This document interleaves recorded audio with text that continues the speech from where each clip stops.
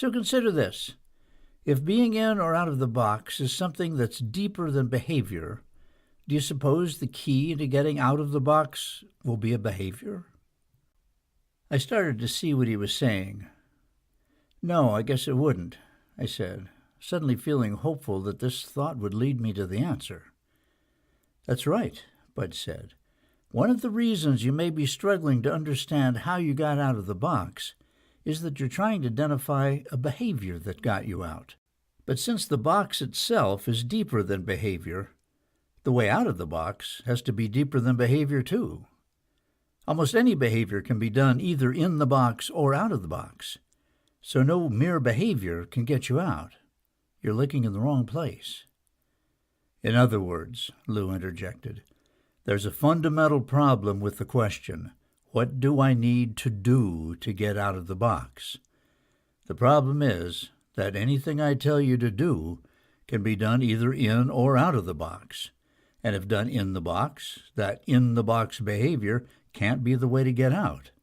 So you might then be tempted to say, well, the answer then is to do that behavior out of the box. Fair enough. But if you're out of the box, then you won't need the behavior anymore to get you out. Either way, the behavior isn't what gets you out. It's something else. But what? I pleaded. Something right in front of you. Chapter 21. The Way Out. Think about yesterday, Lou continued. You just said that it felt like something changed you. We need to think about that a little more carefully. He moved toward the board.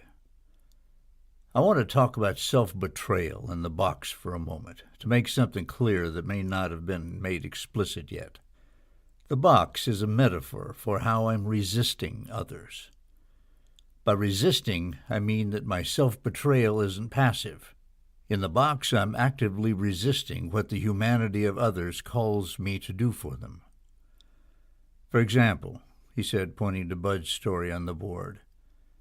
In the story here about Bud's failing to get up so that Nancy could sleep, that initial feeling was an impression he had of something he should do for Nancy.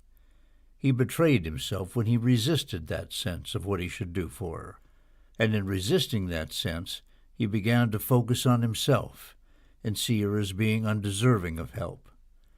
His self-deception, his box, is something he created and sustained through his active resistance of Nancy.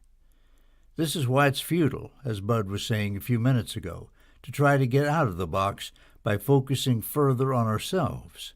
In the box, everything we think and feel is part of the lie of the box. The truth is, we change in the moment we cease resisting what is outside our box. Others.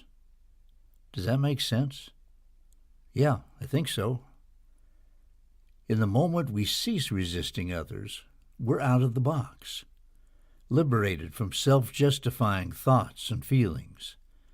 This is why the way out of the box is always right there before our eyes, because the people we're resisting are right before our eyes. We can stop betraying ourselves toward them. We can stop resisting the call of their humanity upon us. But what can help me to do that? I asked. Lou looked at me thoughtfully. There's something else that you should understand about self-betrayal, something that may give you the leverage you're looking for. Think about your experience yesterday with Bud and Kate. How would you characterize it? Would you say that you were basically in or out of the box toward them? Oh, out for sure, I said. At least most of the time, I added, giving Bud a sheepish grin. He smiled in return. But you've also indicated that you were in the box toward Laura yesterday. So there's a sense in which you were both in and out of the box at the same time. In the box toward Laura, but out of the box toward Bud and Kate. Yeah, I guess that's right. This is an important point, Tom. Toward any one person or group of people, I'm either in or out of the box at any given moment. But since there are many people in my life, some that I may be more in the box toward than others. In an important sense, I can be both in and out of the box at the same time. In the box towards some people and out towards others. This simple fact can give us the leverage to get out of the box in the areas of our lives where we may be struggling. In fact, that's what happened to you yesterday. You were in the box toward Laura, but out of the box as you engaged with Bud and Kate. Now notice, although you were resistant to Laura's needs because you were in the box toward her, you nevertheless retained a sense of what people generally might need because you were out of the box toward others, namely Bud and Kate. This sense that you felt and honored regarding Bud and Kate, combined with the continual call of Laura's humanity to you, which is always there, is what made getting out of the box toward Laura possible. So although it's true that there's nothing we can think of and do from within the box to get ourselves out, the fact that we are almost always both in and out of the box at the same time, albeit in different directions, means that we always have it within our capacity to find our way to a perspective within ourselves that is out of the box. This is what Bud and Kate did for you yesterday. They supplied for you an out-of-the-box environment from which you were able to consider your in-the-box relationship with new clarity. From the context of your relationships with Bud and Kate, you were able to think of a number of things you could do to reduce your in-the-box moments and heal your in-the-box relationships. In fact, there's one thing in particular that you did while you were out of the box toward Bud and Kate that helped you get out of the box toward Laura. My mind searched for the answer. What did I do? You questioned your own virtue. I what? You questioned your own virtue. While you were out of the box, you listened to what Bud and Kate taught you about being in the box, and then you applied it to your own personal situations. The out-of-the-box nature of your experience with Bud and Kate invited you to do something that we never do in the box. It invited you to question whether you were in fact as out of the box as you had assumed you were in other areas of your life. And what you learned from the vantage point of that out-of-the-box space transformed your view of Laura. Now, that probably didn't happen right off the bat, he continued, but I'll bet there was a moment when it was as if the light came pouring in, a moment when your blaming emotions toward Laura seemed to evaporate, and she suddenly seemed different to you than she had the moment before. That was exactly how it happened, I thought to myself. I remembered that moment, when I saw the hypocrisy in my anger. It was as if everything changed in an instant. That's true, I said. That's what happened. You were seeing and feeling straightforwardly. Laura seemed different to you because in the moment you got out of the box toward her, you no longer had the need to blame her and inflate her faults. Lou sat down. In a way, he said, this is quite a miraculous thing. But in another way, it's the most common thing in the world. It happens all the times in our lives, usually in very small matters that are quickly forgotten. All of us are both in the box and out of the box toward others. The more we can find our way to the out-of-the-box vantage points within us, the more readily we'll be able to shine light on the in-the-box justifications we're carrying. All of a sudden, because of the presence of the people who continually stand before us, and because of what we know as we stand out of the box in relation to other people, our box can be penetrated by the humanity of those we've been resisting. When that happens, we know in that moment what we need to do. We need to honor them as people. And in that moment, the moment I see another as a person, with needs, hopes, and worries as real and legitimate as my own, I am out of the box toward him. What remains for me, then, is the question of whether I'm going to stay out. You might think about it this way, Bud interjected. Look again at this story, he said, pointing to the diagram of his crying baby story. When I once again have a feeling of something I desire to do to help another, where am I in this diagram? I looked at the board.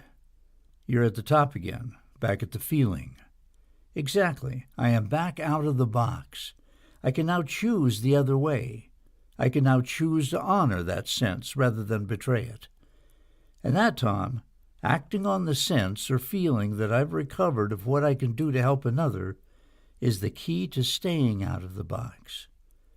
Having recovered that sense, I am out of the box. By choosing to honor it rather than betray it, I am choosing to stay out of the box. In fact, Tom, Lou added, I bet you had a feeling when you left here yesterday that there were some things you needed to do for some people last night. Am I right? Yes, I said. And you did 'em, didn't you? Lou asked. Yes, I did. That's why your night went as it did, he said. You got out of the box toward Laura, and Todd for that matter, during your time with Bud and Kate. But your night went well because you stayed out of the box, by doing for your family what you felt you should do. What Lou said seemed to explain my night with Laura and Todd well enough, but it left me feeling a little confused and overwhelmed about situations in general. How could people be expected to do everything they felt they should do for others? That didn't seem right. Are you saying that in order to stay out of the box, I have to always be doing things for others? Lou smiled. That's an important question. We need to consider it with some care, maybe with a specific example. He paused for a moment. Let's think about driving. What would you say is your standard attitude toward other drivers on the road? I smiled to myself as I recalled a number of characteristic commutes. I remember waving my fist at a driver who wouldn't slow down and let me merge, only to discover, after I'd forced my way in, that he was my neighbor. And I remember glaring at the driver of a maddeningly slow car as I sped around him, only to discover to my horror that he was the same neighbor. I suppose I'm pretty indifferent toward them, I chuckled, unable to suppress my amusement. Unless, of course, they're in my way.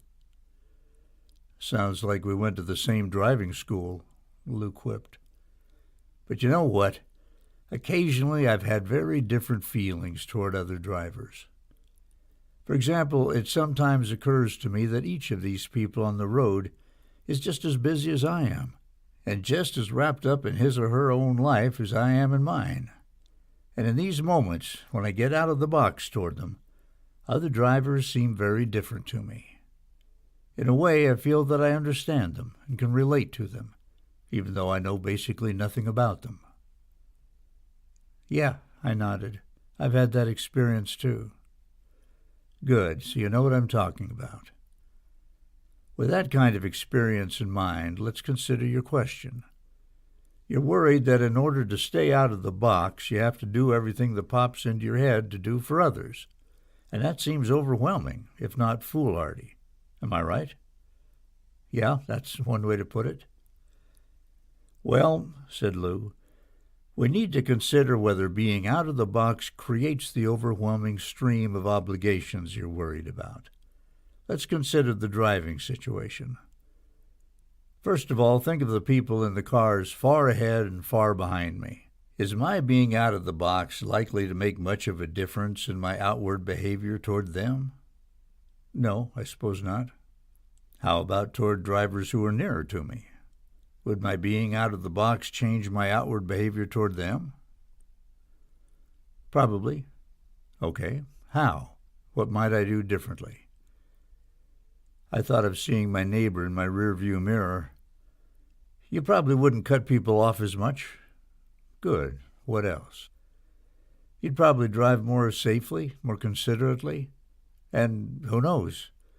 I added, thinking of the glare I shot at the man who turned out to be my neighbor. You might even smile more. All right, good enough. Now notice, do these behavioral changes strike you as overwhelming or burdensome? Well, no. So in this case, being out of the box and seeing others as people doesn't mean that I'm suddenly bombarded with burdensome obligations. It simply means that I'm seeing and appreciating others as people while I'm driving, or shopping, or doing whatever it is I'm doing. In other cases, he continued, getting out of the box may mean that I relinquish a prejudice that I've held towards those not like myself. People of a different race, for example, or faith or culture. I'll be less judgmental when I see them as people than when I saw them as objects. I'll treat them with more respect and courtesy. Again, however, do such changes seem burdensome to you? I shook my head. On the contrary, they seem freeing. That's the way it seems to me, too, Lou said. But let me add one more point. He leaned forward and folded his arms on the table. On occasion, there are times when we have specific impressions of additional things we should do for others, particularly toward people we spend more time with, family members, for example, or friends or work associates. We know these people. We have a pretty good sense of their hopes, needs, cares, and fears, and we're more likely to have wronged them. All of this increases the obligation we feel toward them as well as it should. Now, as we've been talking about, in order to stay out of the box, it's critical that we honor what our out-of-the-box sensibilities tells us we should do for these people. However, and this is important, this doesn't necessarily mean we end up doing everything we feel would be ideal, for we have our own responsibilities and needs that require attention, and it may be that we can't help others as much or as soon as we wish we could. In such cases, we'll have no need to blame them and justify ourselves, because we will still be seeing them as people that we want to help, even if we are unable to help at that very moment, or in the way we think would be ideal. We simply do the best we can under the circumstances. It may not be the ideal, but it will be the best we can do, offered because we want to do it. Lou looked at me steadily. You've learned about self-justifying images, haven't you? Yes. Then you understand how we live insecurely when we're in the box, desperate to show that we're justified, that we're thoughtful, for example, or worthy, or noble. It can feel pretty overwhelming always having to demonstrate our virtue. In fact, when we're feeling overwhelmed, it generally isn't our obligation to others, but our in-the-box desperation to prove something about ourselves that we find overwhelming. If you look back on your life, I think you'll find that that's the case. You've probably felt overwhelmed, over-obligated, and overburdened far more often in the box than out. To begin with, you might compare your night last night with the nights that came before. That's true, I thought. Last night, the first time in a while that I'd actually gone out of my way to do something for Laura and Todd, was the easiest night that I'd had in I don't know how long. Lou paused for a few moments, and Bud asked, "Does that help with your question, Tom?" "Yeah, it helps a lot." Then I smiled at Lou. "Thanks." Lou nodded at me and settled back in his chair, apparently satisfied. He looked past me, out the window. Bud and I waited for him to speak. "As I sat there those many years ago in that seminar room in Arizona," he said finally, "learning from others, just as you learned here from Bud and Kate, my boxes started to melt away. I felt deep regret at how I had acted toward the people in my company. And in the moment I felt that regret, I was out of the box toward them. The future of Zagram depended," he continued, "on whether I could stay out of the box. But I knew that in order to stay out, there were certain things I had to do, and fast."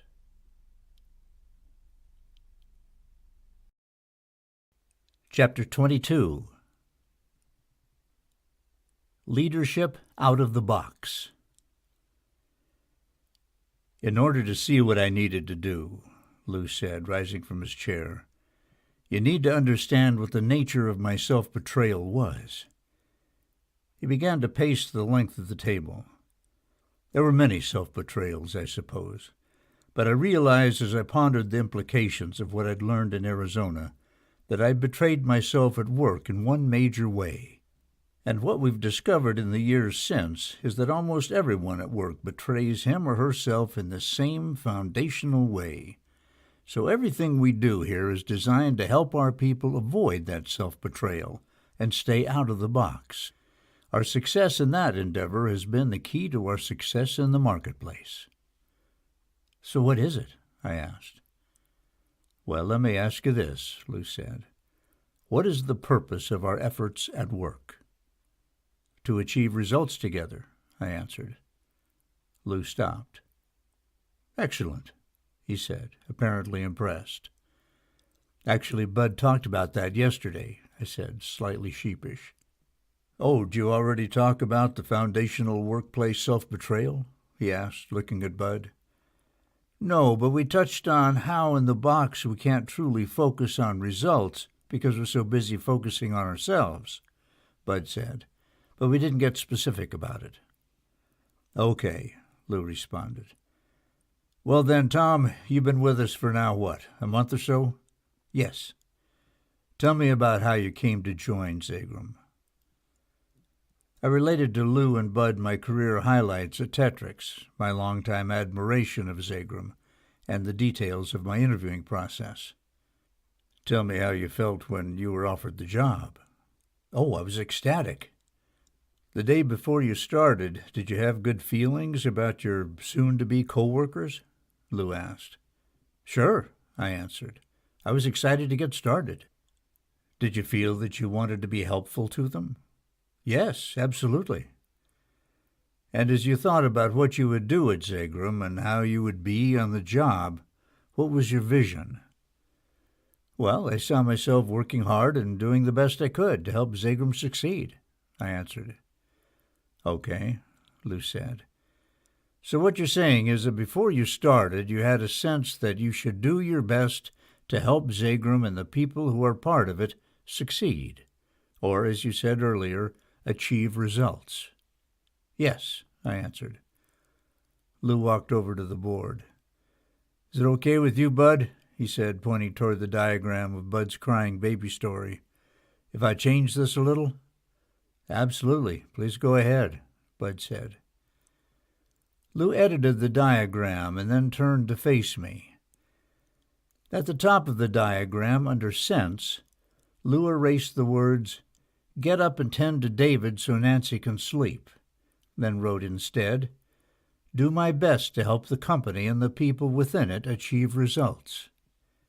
In the side of the box with the headline, "How I Started to See Myself," he changed "Good Dad" to "Good Manager," and "Good Husband" to "Good Worker."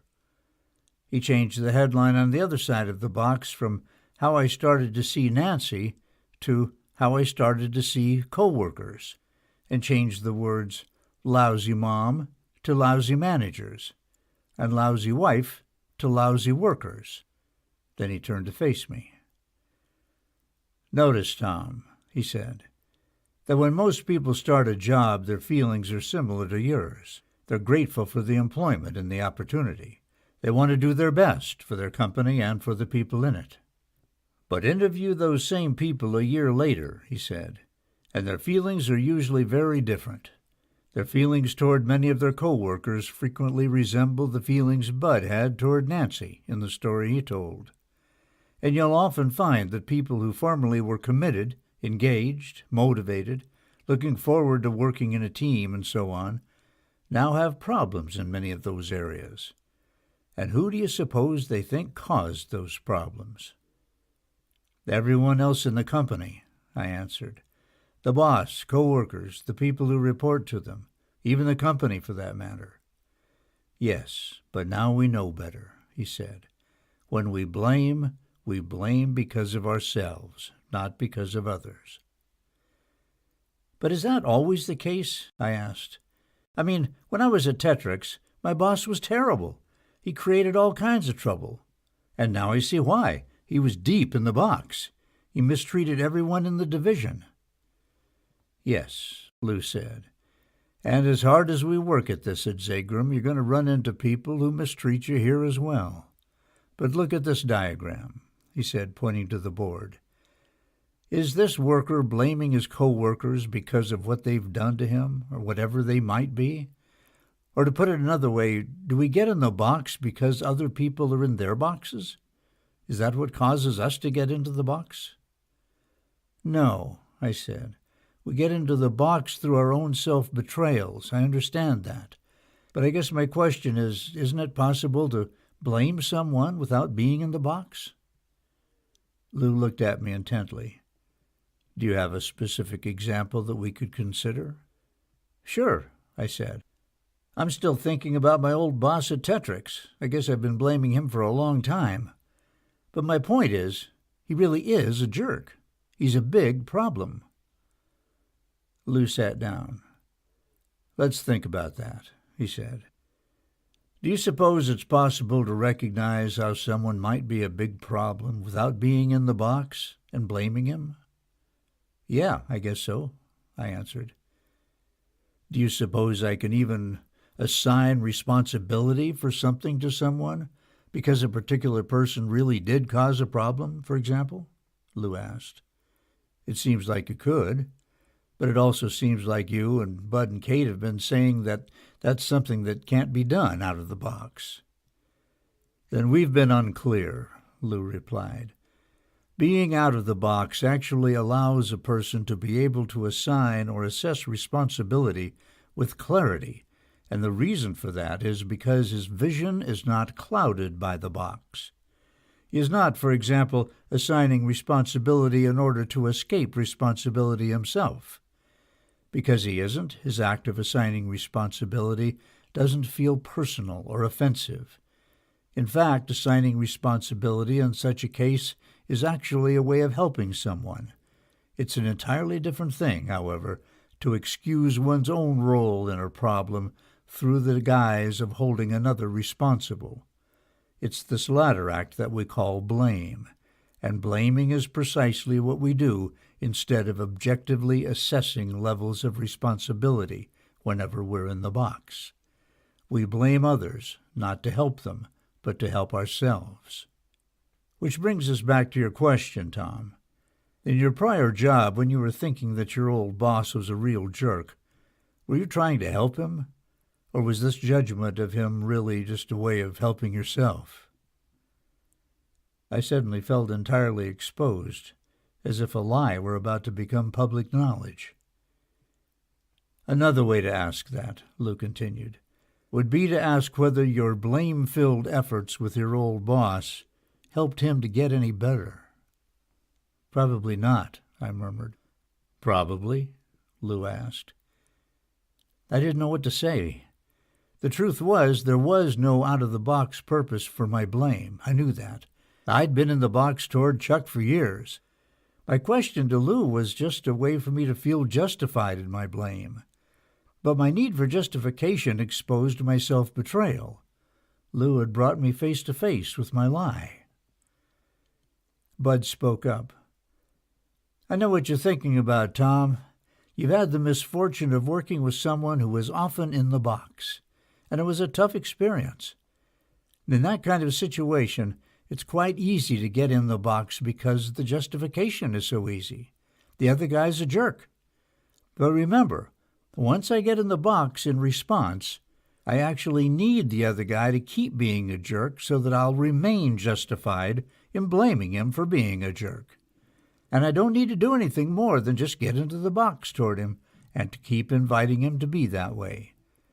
My blame keeps inviting the very thing I'm blaming him for, because in the box I need problems. Isn't it far better, he went on, to be able to recognize others' boxes without blaming them for being in the box? After all, I know what it's like to be in the box because I'm there some of the time, too. Out of the box, I understand what it's like to be in the box. And since when I'm out of the box, I neither need nor provoke others to be jerks, I can actually ease rather than exacerbate tough situations. There's another lesson here, of course, he said. You can see how damaging an in-the-box leader can be. He or she makes it all too easy for others to revert to their boxes as well.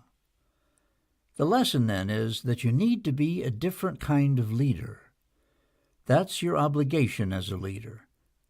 When you're in the box, people follow you, if at all, only through force or threat of force. But that's not leadership. That's coercion. The leaders that people choose to follow are the leaders who are out of the box. Just look back on your life and you'll see that that's so. Chuck Stolley's face melded from my mind, and I saw Amos Page, my first boss at Tetrix. I would have done anything for Amos. He was tough, demanding, and about as out of the box as I could imagine a person being. His enthusiasm for his work in the industry set the course for my whole career. It had been a long time since I'd seen Amos. I made a mental note to look him up and see how he was doing. So your success as a leader, Tom, depends on being free of self-betrayal, Bud said. Only then do you invite others to be free of self-betrayal. Only then are you creating leaders yourself, co-workers whom people will respond to, trust, and want to work with. You owe it to your people to be out of the box for them. You owe it to Zagram to be out of the box for them. Bud stood up. Let me give you an example of the kind of leader we need you to be, he said as he began to pace. My first project as a new attorney was to become an expert in California mobile home law.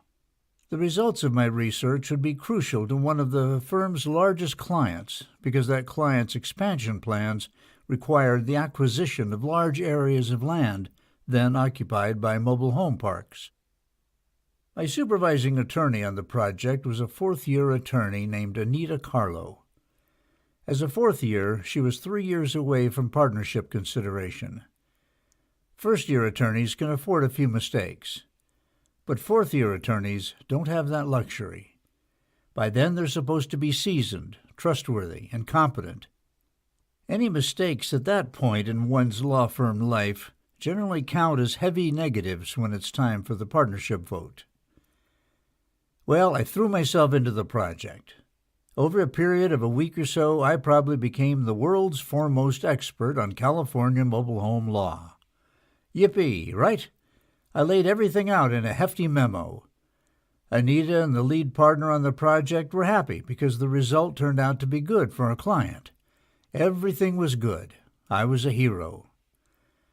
About 2 weeks later, Anita and I were working together in her office. Almost in passing, she said, "Oh, by the way, I've been meaning to ask you this. Did you check the pocket parts in all the books you used in your mobile home research?" I wasn't familiar with the term, but had just used. "Pocket parts?" I asked. "Yeah. Have you ever been in a law library?" "Yes." "Then you know how thick legal books are," he said. "Uh-huh." Lengthy legal books present a printing challenge that's solved by what are called pocket parts. Let me explain.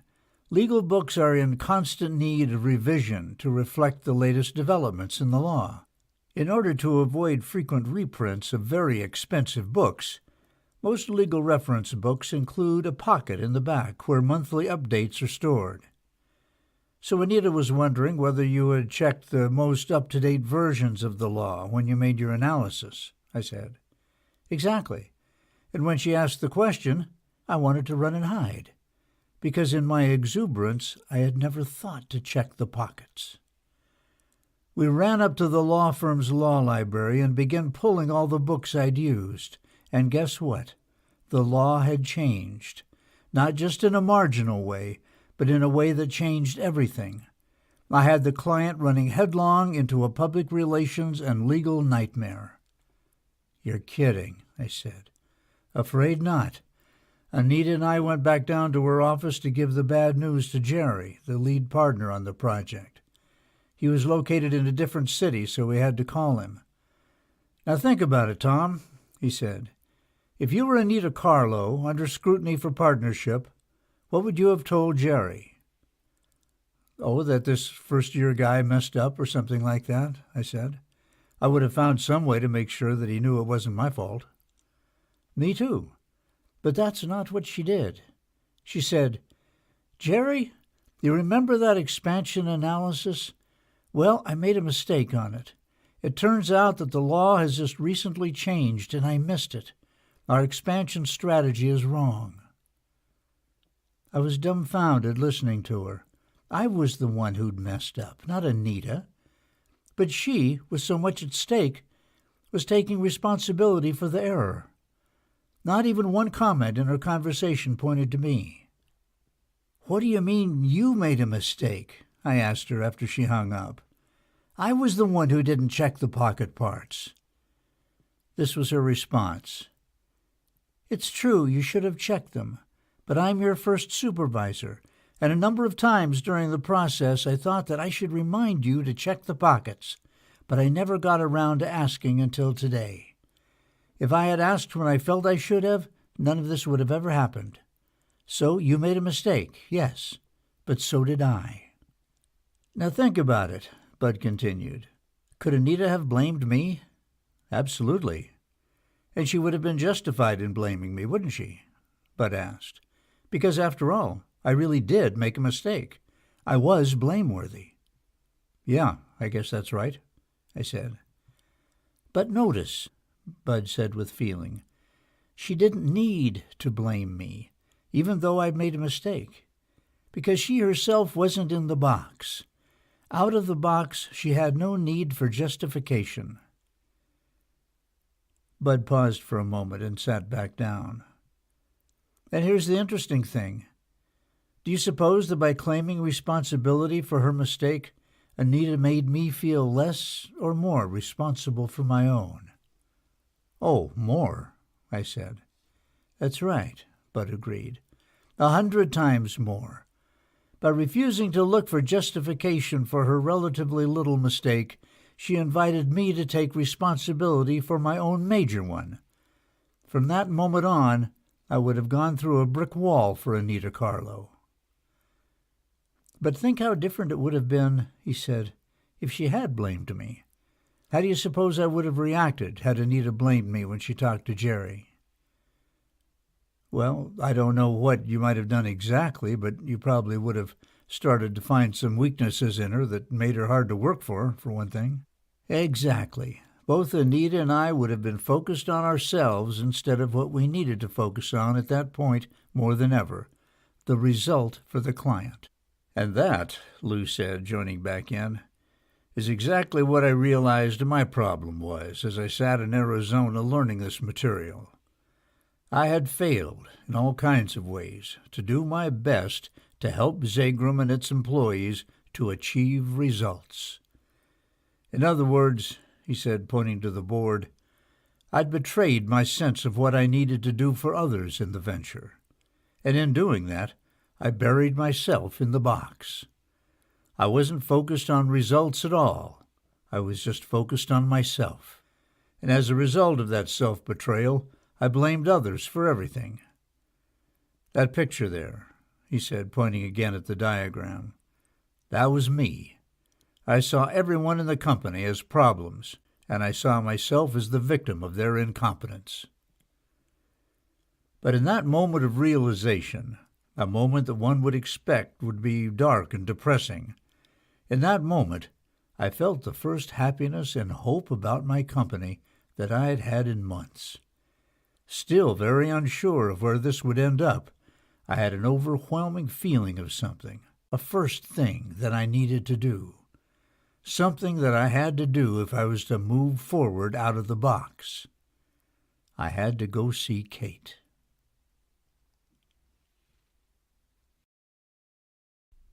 Chapter 23. Birth of a Leader. Carol and I left Arizona the following night on the red-eye, Lou said.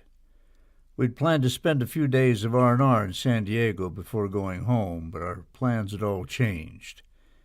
I'd heard that Kate would be starting a new job in the Bay Area in just a few days. I desperately hoped that I could catch her before she left. I needed to deliver something to her, he said, looking past me out the window again. I needed to take her a ladder. A ladder? I asked.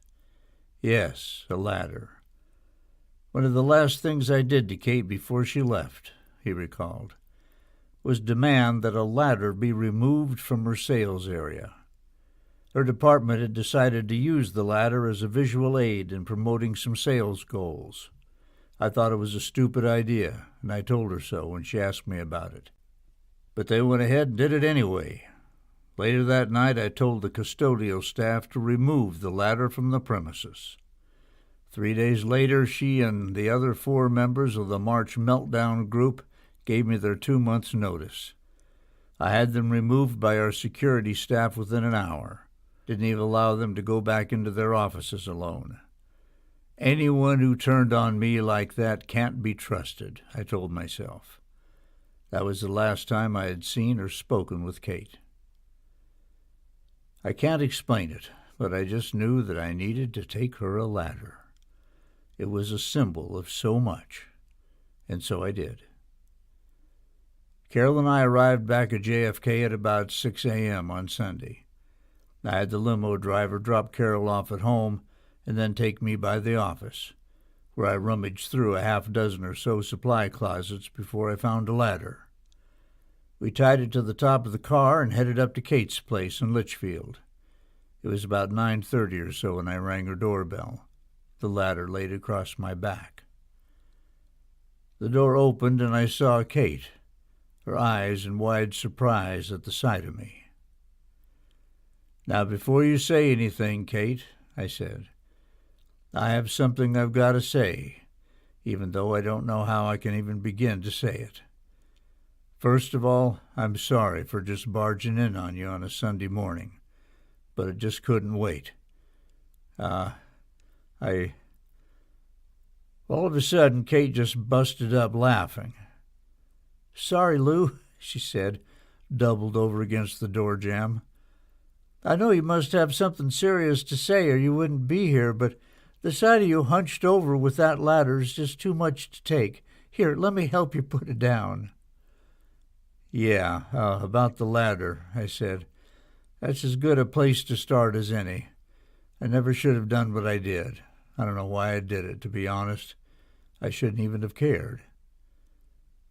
Kate had stopped laughing by then and was listening intently. "Look, Kate," I said, "I've been a real jackass. You know that. Everybody knows it.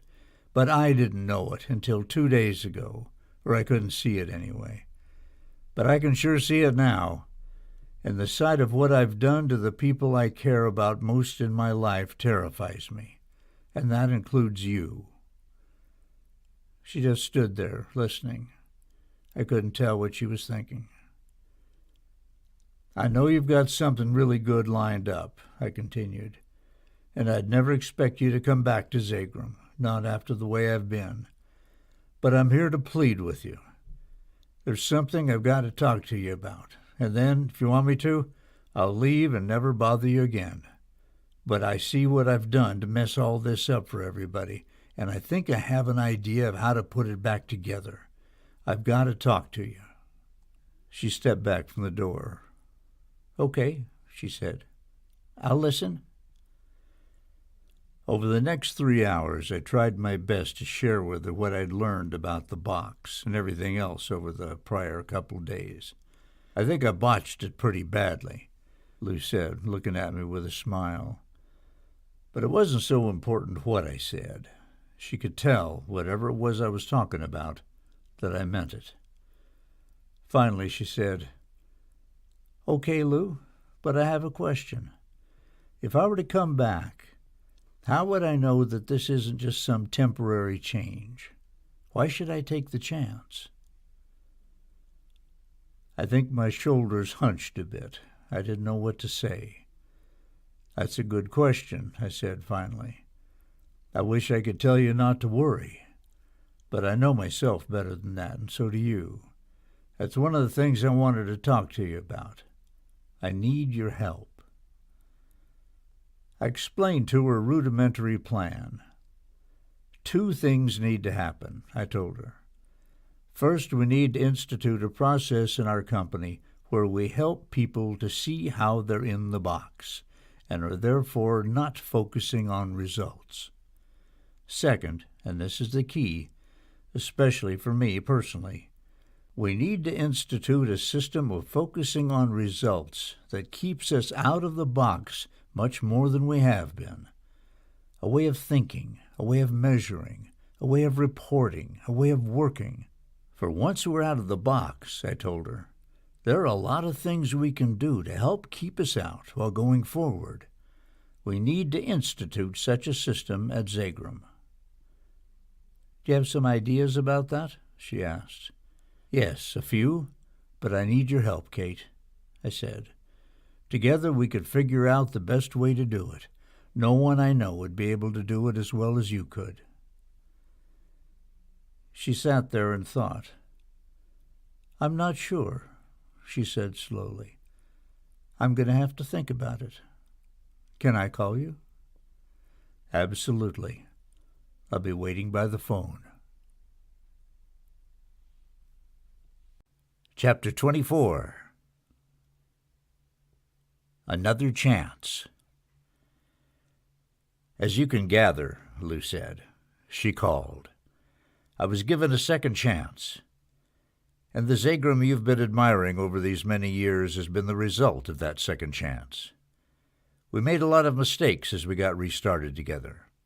The only thing we did really well at the outset was to cover with our people the ideas you've learned over these last 2 days. We didn't necessarily know all the implications in the workplace, so at first we stayed at the level of the general ideas. And you know something? It made a big difference. Just what Bud's done for you these last 2 days, that alone, when learned by people in a common enterprise, has a powerful, lasting effect. We know because we've measured the results over time. But over the past 20 years or so, we've become much more sophisticated in the specific application of the material to business. As we became more out of the box as a company, we were able to identify and develop a specific plan of action that minimizes the basic workplace self-betrayal that we've been talking about. Right out of the chute, when people generally are still out of the box toward their coworkers and the company, we introduce our people to this way of working together. Lou paused and Bud jumped in. Our effort is now in 3 places, he said. Yesterday and today you've begun what we call our Phase 1 curriculum. It's all we had in the beginning, and it alone has tremendous impact. It's the foundation for everything that comes later. It's what makes our results here possible. Our work in Phases 2 and 3 will build on what we've covered by plugging you into a concrete, systematic way of focusing on and accomplishing results. An accountability transformation system that minimizes self-betrayal at work and maximizes the company's bottom line, and does this in a way that greatly reduces common organizational people problems. Accountability transformation system? I asked. Bud nodded. Who are you focused on when you're in the box? Myself, mostly. And what are you focused on when you're in the box? I thought about it for a moment and then said, on being justified. What if all the workers in an organization held themselves accountable for achieving a particular concrete result? If they were truly accountable for this, would they be justified if they failed to accomplish that result? I shook my head. Probably not. So they would therefore be focused on achieving a result rather than on being justified, right? I suppose so, I said, wondering where Bud was going with this. And what if this result, by its very nature, required the workers to be thinking of others? I didn't answer immediately. Think about it, he continued. If everyone was focused on others, who would they not be focused on? Themselves, I ventured. Exactly. An in-the-box organization is filled with people who are focused on themselves and on being justified. Imagine, in contrast, an organization where everyone is focused on others and on achieving results. It would be an out-of-the-box organization, I said. Exactly, and that's what our accountability transformation system is designed to create. In a disciplined, sustained fashion, we keep people focused on results and on others. The culture of blame that is so prevalent in organizations is replaced with a culture of deep responsibility-taking and accountability. People who focus on themselves and on being justified just don't make it here. What about seeing those underachievers as people? I quipped before I could stop myself. Letting people go is a behavior, Bud responded. There are 2 ways to do it. I know, I said, attempting to cover myself. And in the unfortunate case where we have to let someone go, he continued without pause, we aim to let a person go, not an object. It's an entirely different thing. I nodded, now clearly realizing that my future at Zagrum depended on getting this right. So what do I need to do to begin applying this accountability system? I asked. I'm ready to move on to phase 2. No, you're not, Bud said, smiling. Not quite. I'm not? No, because although you now understand what the foundational self-betrayal at work is, you don't yet understand the extent to which you are in it.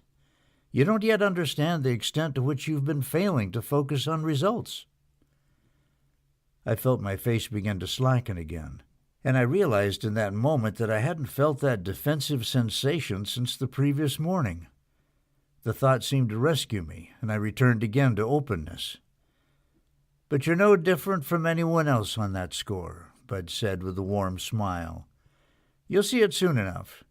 In fact, I have some material for you to read, and then I'd like to meet with you again in a week.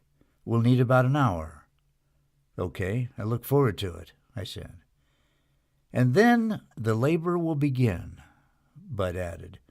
You'll need to rethink your work, learn to measure things you never knew needed measuring, and help and report to people in ways you've never thought of. You'll learn to hold yourself accountable in deep and disciplined ways. As your manager, I will help you do all this. And you, as a manager, will learn how to help your people do the same. You will discover through it all that there is no better way to work or to live. Bud stood up.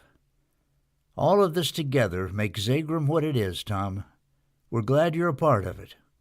By the way, in addition to your reading, I have some homework for you. Okay, I said, wondering what it might be. I want you to think of your time working with Chuck Stolley. Stolley? I asked, surprised. Yes, I want you to think about how and whether you really focused on results during the time you worked with him. I want you to consider whether you were open or closed to correction, whether you actively sought to learn and enthusiastically taught when you could have, whether you held yourself fully accountable in your work, whether you took or shifted responsibility when things went wrong, whether you moved quickly to solutions or instead found perverse value in problems, whether you earned in those around you, including Chuck Stolley, their trust. And as you think about it, I want you to keep continually in your mind the ideas we've covered. But I want you to do it in a particular kind of way. Bud pulled something from his briefcase. A little knowledge can be a dangerous thing, Tom. You can use this material to blame just as well as you can use anything else. Merely knowing the material doesn't get you out of the box. Living it does. And we're not living it if we're using it to diagnose others. Rather, we're living it when we're using it to learn how we can be more helpful to others, even to others like Chuck Stolley. Here are some things to keep in mind while you're trying to do just that, he said, handing me a card. This is what it said. Knowing the material. Self-betrayal leads to self-deception and the box. When you're in the box, you can't focus on results. Your influence and success will depend on being out of the box. You get out of the box as you cease resisting other people, living the material. Don't try to be perfect. Do try to be better. Don't use the vocabulary, the box, and so on, with people who don't already know it. Do use the principles in your own life. Don't look for others' boxes. Do look for your own. Don't accuse others of being in the box. Do try to stay out of the box yourself. Don't give up on yourself when you discover you've been in the box. Do keep trying. Don't deny that you've been in the box when you have been. Do apologize. Then just keep marching forward, trying to be more helpful to others in the future. Don't focus on what others are doing wrong. Do focus on what you can do right to help. Don't worry whether others are helping you. Do worry whether you are helping others. Okay, Bud, this will be helpful, thanks, I said, slipping the card into my briefcase. Sure, Bud said, and I look forward to seeing you again next week. I nodded, then stood up and turned to thank Lou.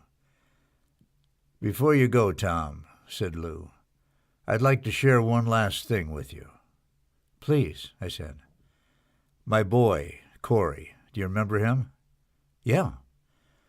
Well, 2 months after Carol and I watched him drive away, we rode in that same van to the remote wilderness that had been Corey's home for those 9 or so weeks.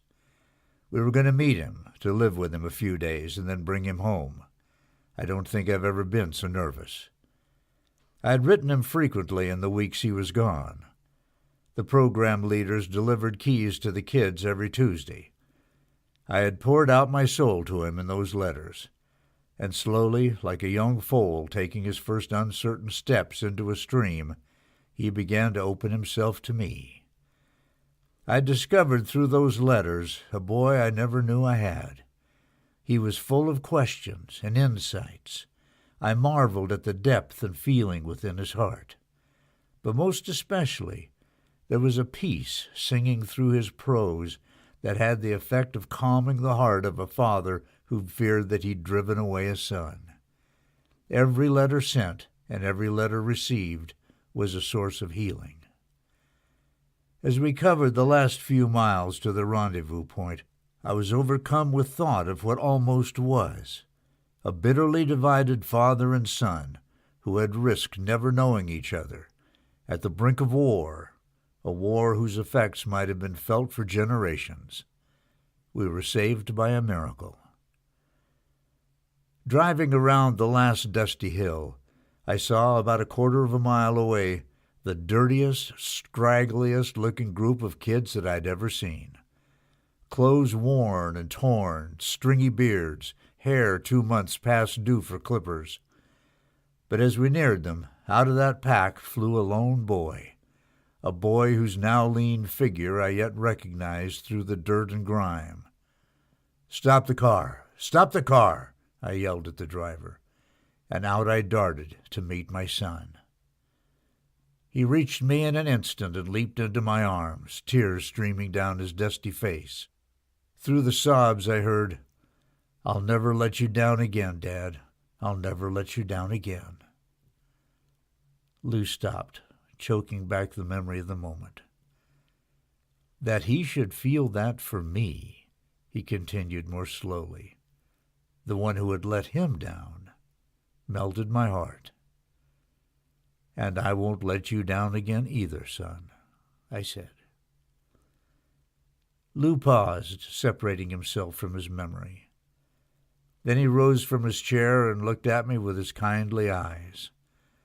"Tom," he said, putting his hands on my shoulders, "the thing that divides fathers from sons, husbands from wives, neighbors from neighbors, the same thing divides co-workers from co-workers as well.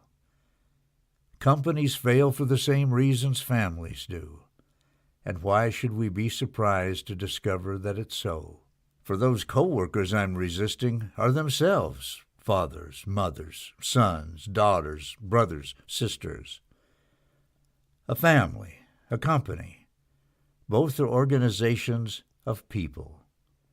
That's what we know and live by at Zagram. Just remember, he added, we won't know who we work and live with, whether it be Bud, Kate, your wife, your son, even someone like Chuck Stolley, until we leave the box